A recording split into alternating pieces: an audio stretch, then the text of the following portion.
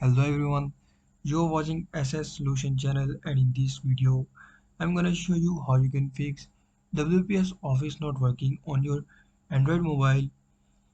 So before just starting video, don't forget to subscribe SS Solution channel and also press the bell icon. So to fix this problem, just follow every single step as I'm showing you in this video. Hope so this will fix your WPS Office not working problem.